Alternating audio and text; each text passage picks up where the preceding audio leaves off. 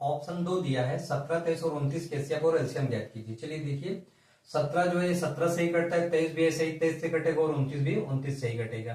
तो हम क्या करें कि हम लिख देते हैं कि 17 के अभाज्य गुणनखंड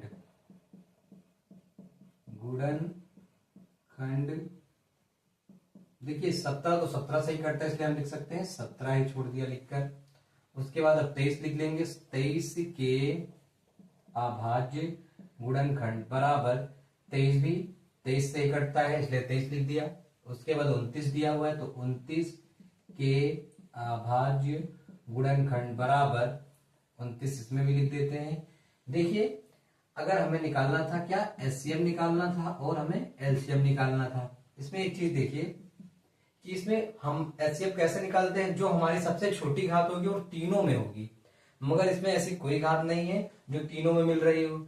जब ऐसा होता है तो इसे बोलते हैं यूनिवर्सल फैक्टर, यानी कि जब इन तीनों में हमें कुछ नहीं मिलता कॉमन, तो हमारा एचसीएफ हो जाएगा कितना, 1।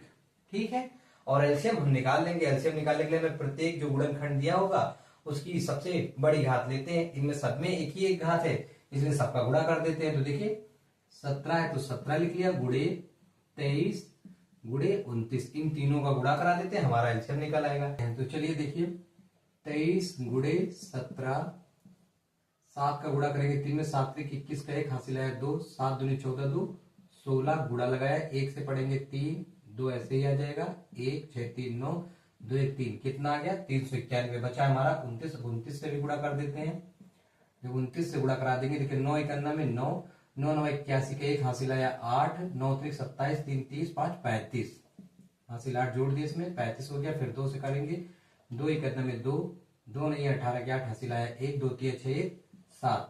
चलिए जोड़ देते हैं, 9 है तो 9 ऐसे ही लिख देते, 2 1 3 8 5 13 3 हासिल आया 1 7 3 10 11, कितना आ गया 11,339। हमारा एलसीएम आ गया है 11,339, यही हमारा आंसर है। चलिए